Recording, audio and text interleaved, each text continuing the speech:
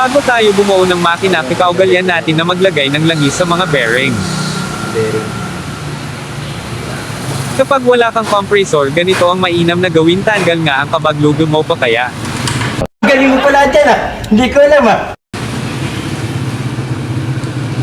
Dapat palaging magkasabay ang transmission at ang shifting drum kapag magbubuo tayo. Magaling ang kamay ko dyan.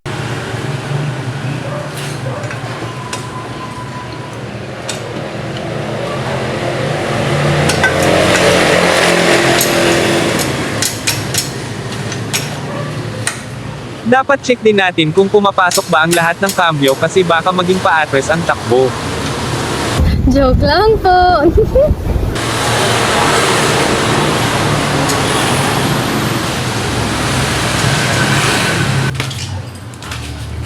The peace that I took coming home.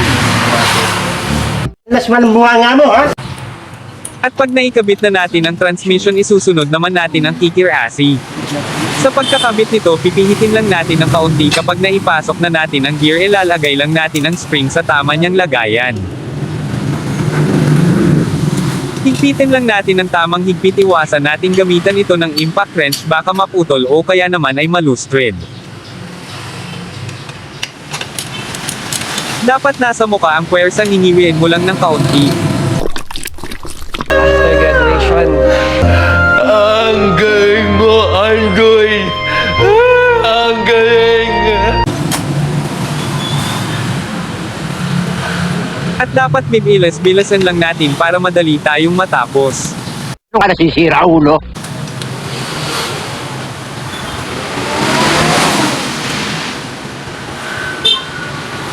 Dapat din nating lagyan ng langis at bawat bearing ng ating makina, maging mas ilan tayo sa paggagawa ng motor, ituring natin na sarili nating motor ang ginagawa natin.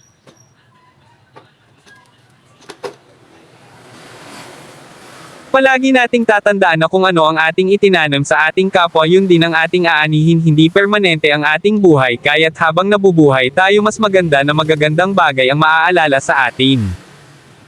May pagkakataon talaga na kahit ginagago na tayo ng ating kapwa, ay kailangan pa rin nating makibagay upang sa ganon ay maiwasan natin na may mapahamak o kaya naman ay malagay tayo sa alanganin. Palagi nating tatandaan na kung hindi para sa atin ay huwag natin ipilit ang bagay na di pa napapanahon para sa atin.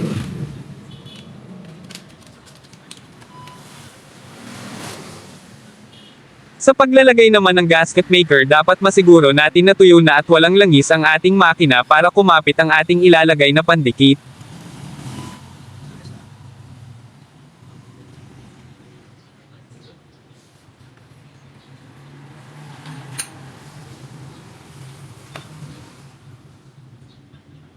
Tanggalin din natin yung mga bagay na nakakaabala para sa atin.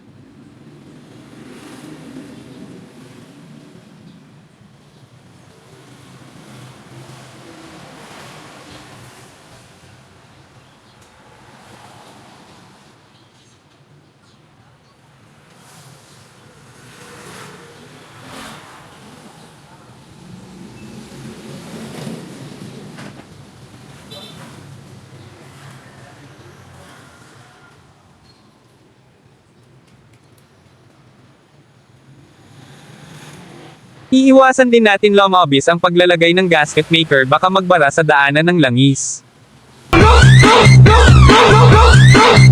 At dahil wala tayong mabili na gasket para sa motor na ito, gumawa na lang tayo ng sarili nating gasket.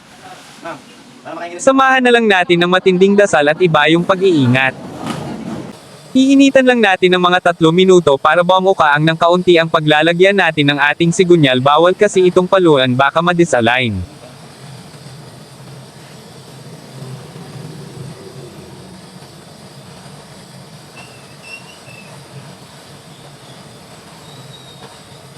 Sir.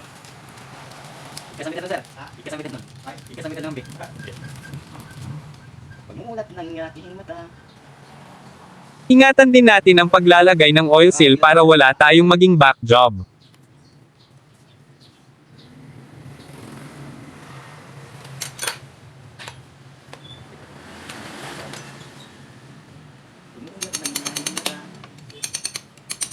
Dapat sakto lang ang lapat, wag lalabis at wag ding lulubog. Pagkita na kayo sila. Pagkita na kayo sila.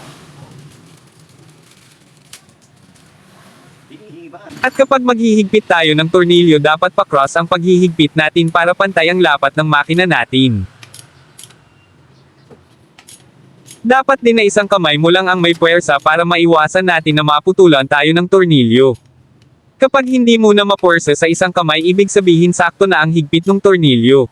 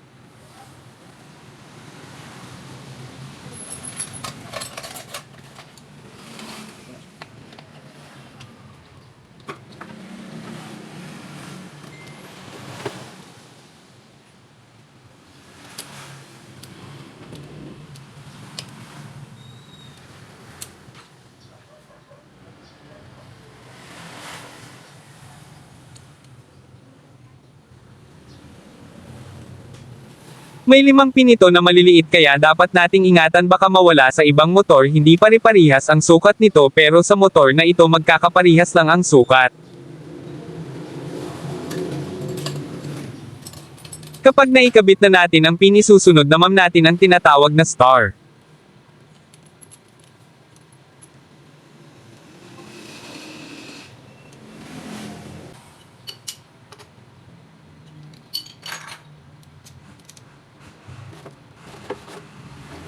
Tapos isunod na natin ang oil pump. Dapat may tama natin ang gear niya sa kabila na nakakonekta sa timing chain upang gumana ang bomba ng langis natin. Tayo pwede na, yung sa labas.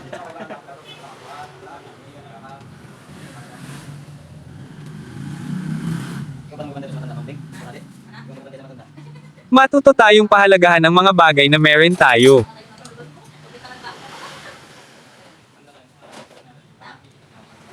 Bata, wala na. Yung maganda, Mambing. Balik mo na din, Ma. Kung ano ang piyesang una nating tinanggal, dapat yun din ang huli nating ikakabit.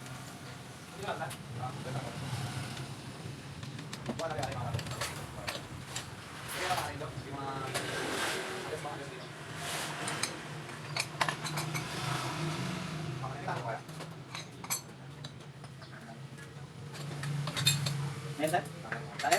Compressor na, sir. Wala. Compressor nga, wala.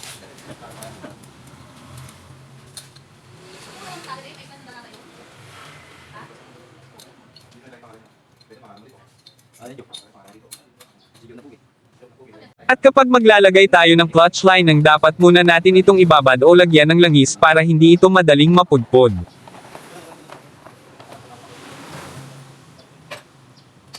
Dalagyan ng line eh.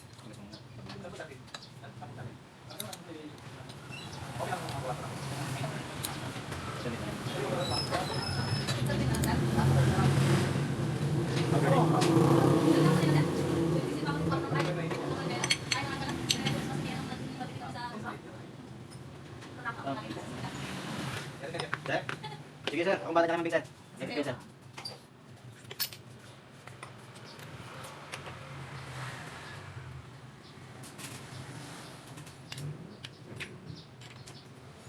Sinahali mo kung ang pag-ibig mo, hindi magdadalo mo.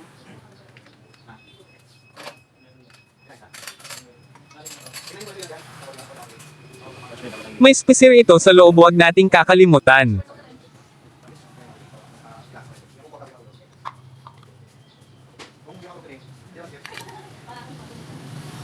Okay na ma'am. Gamitin Sa paglalagay naman ng clutch housing at clutch bell dapat magkasabay kasi hindi mo ito mabubuo kung hindi mo ito pagsasabayin. Masarap talaga kapag magkasabay.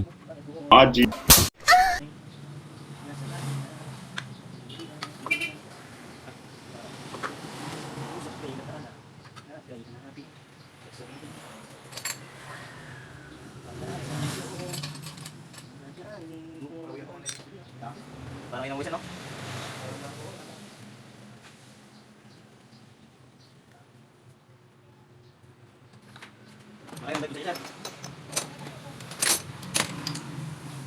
At dito nga ay gumamit na tayo ng impact wrench kasi kailangan na natin sa casual knot at gagamitan din natin ng casual wrench.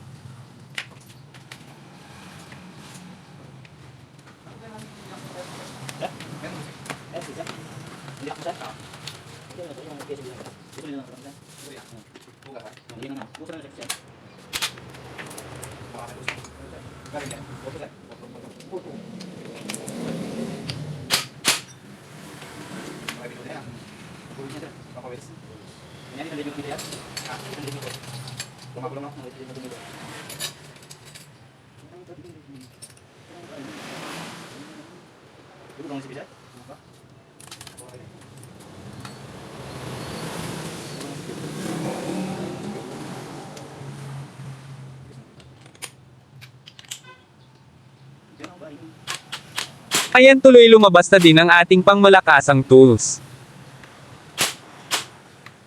Napakahusay talaga ng tools natin, satisfied talaga ako sa tools na ito.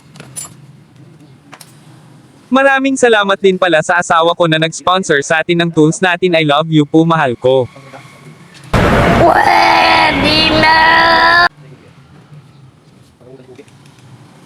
Dapat itatapat natin sa pinakakanal ng knot yung washer natin. Ito din kasi ang nagsisilbing lock ng ating casual knot.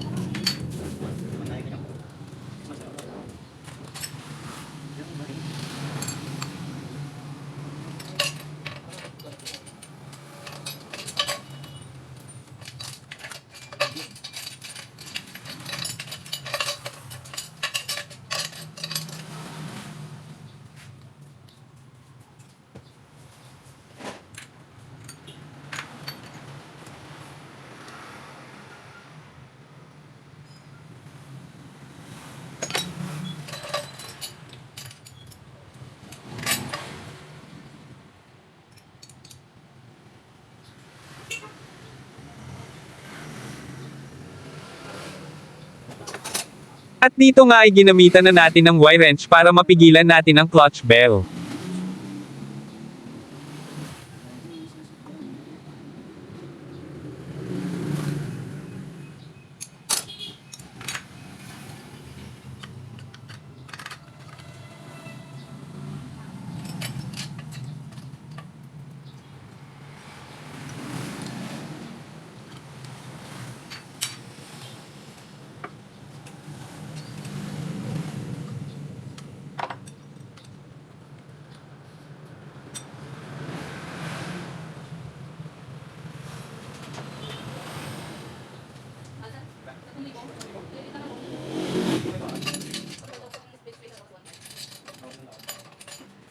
Dapat hindi ka kadyo?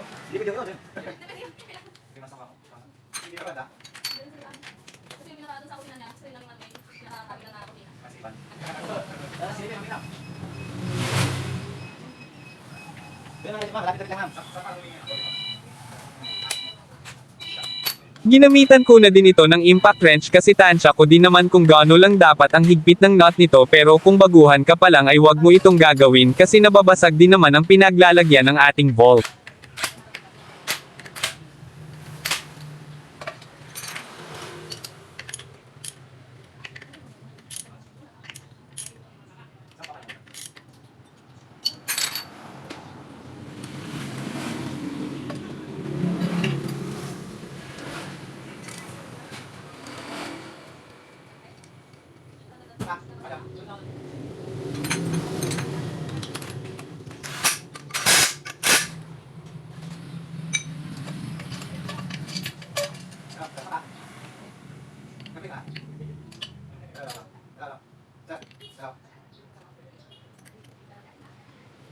Hindi, magbabago ko.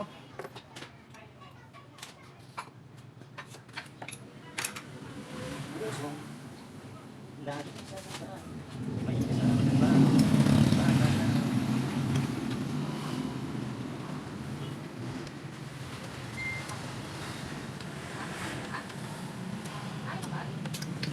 At sa pagkakataon na ito muli ko ulit sinubukan kung pumapasok ba ang lahat ng kambyo baka kasi maging 5 na ang kambyo nito.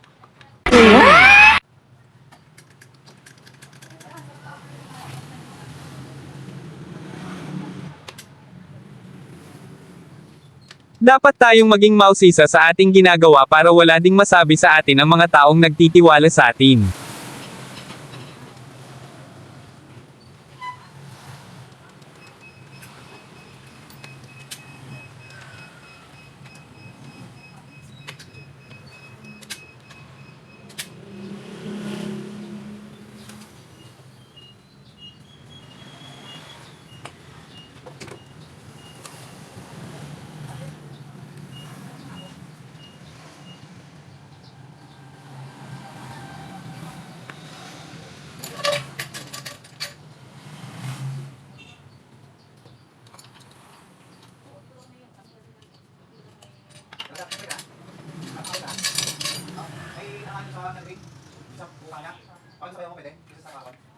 Linisin din natin ng maigi ang bawat crankcase ng ating makina para walang pwedeng tagasan ang ating langis. Isipin din natin na hindi pinupulot ang pera na ibinabayad sa atin kaya dapat pulido ang bawat galaw natin para na mamasatisfied sa ating gawa ang ating mga customer.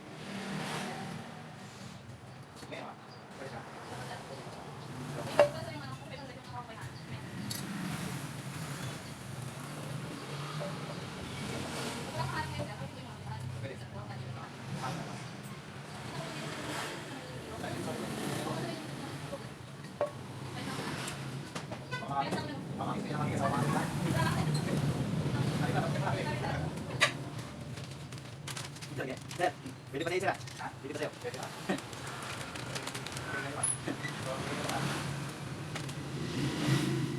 Ang pinagbihan ko sa iyo, sir. Sinungbing ko pala, sus. Sana. Sana pa.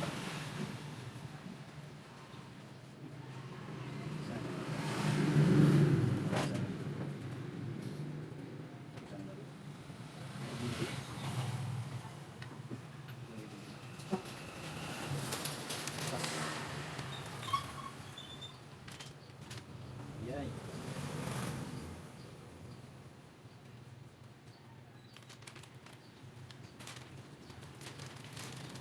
Sana pa na ito.